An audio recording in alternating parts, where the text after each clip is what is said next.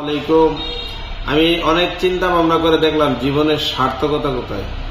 জীবনের আসল সার্থকতা হলো টাকা পয়সায় না, বাড়ি গাড়ি না, সবকিছুর মধ্যে জীবনের সার্থক হলো আমি যে কাজটা করতেছি সেই কাজটা আমি হালাল কাজ করতেছি কিনা, সঠিক সময়কে মূল্যায়ন করতেছি কিনা, আমি যে নামাজ পড়ি নামাজের টাইমটাকে মূল্যায়ন করতেছি কিনা, আমি যে কর্মে থাকি সেই কর্মটাকে আমি সঠিকভাবে সময় ব্যয় করতেছি কিনা, ফাঁকি দিচ্ছি কিনা।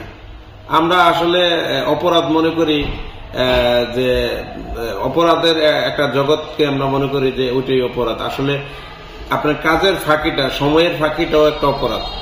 এক মুরব্বী একবার বলছিল যে পানি বেশি ব্যবহার করতেছে যে মানুষ, এই যে এটাও একটা অপরাধ, কারণ আপনার নিয়মের ভিতরে সবকিছু করতে হয়। তো জীবনের চলার মধ্যে আমি যে ফাঁকি দিচ্ছি, আমার ফাঁকির কারণে যদি আমার পরিবারের 10 জনের ক্ষতি হয় সেটার জন্য কিন্তু আমার জবাব দিতে হবে। তাই কাজের ফাঁকি না দিয়ে জীবনটাকে সার্থক সময়ে, হালাল সময়ে ব্যয় করে মৃত্যু হইলেও আপনার জীবনের যেই আপনার দ্বারা যে ক্ষতি হইল না পরিবারের, সমাজের, দেশের, সেটার জন্য আপনি সদকে জারি হিসেবে কিন্তু সব পেতেই থাকবেন। কারণ আপনি যে দিয়ে গেলেন, এই দেওয়াটা, আপনার যে সময়টা আপনার লাইফে যা ছিল হালাল সময়টা দিয়ে গেলেন পরিবারের জন্য, দেশের জন্য, সমাজের জন্য, এটার জন্য যারা পরবর্তী প্রজন্ম আপনার এই ভোগ করবে, সেই ভোগের কারণে তারা কিন্তু তারা হয়তো আপনার যাই হোক, কিন্তু আপনি সদকে জারি হিসেবে আপনি সেটার সময়ের যে আপনার হালাল সময়ের ব্যয় করেছেন আপনার লাইফের, সেইটা আপনি সওয়াব হিসেবে পাবেন। আপনি দেখবেন হাদিস যদি গার্ডেন, আমার এই কথাগুলোর মধ্যে হাদিসের অংশ পেয়ে যাবেন। যেমন আপনার মনে করেন একটা লোক কষ্ট করে, আপনার হাদিসে আছে দেখা গেছে টিউবওয়েল বসাইলো, টিউবওয়েলের পানি খাচ্ছে, হ্যাঁ, পানি খাওয়ার কারণে অন্যরা যে উপকৃত হচ্ছে সেই পানিটার জন্য কিন্তু সদকা জারি সে সওয়াব পাচ্ছে। কেউ মসজিদ করে গেল, মসজিদের জন্য যে অনেকে পরের প্রজন্ম যারা নামাজ পড়তেছে বা আগে যারা নামাজ পড়তেছে, এই নামাজের সওয়াবটাও কিন্তু সদকা জারি হিসেবে অনেকেই পাবে যে কাজগুলো করলো।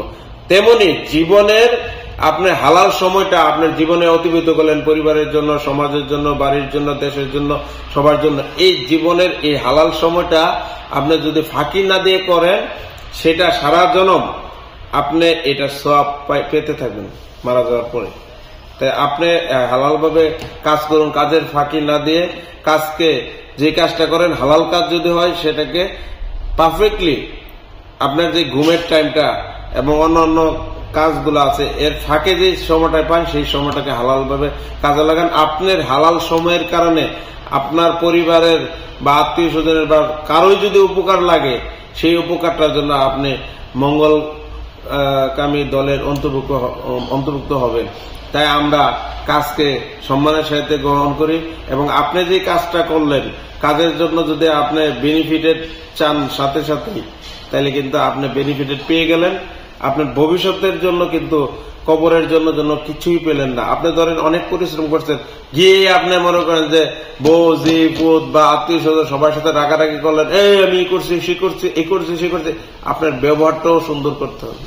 আপনার ব্যবহারের জন্য যদি কে কষ্ট পায়, আপনার এই কষ্টে সারাদিন যে কষ্ট করলে আপনার ব্যবহারের কারণে যদি কেউ কষ্ট পায়, সেটাও আপনার দেখা গেছে যে সওয়াবের অংশ কমতে থাকবে।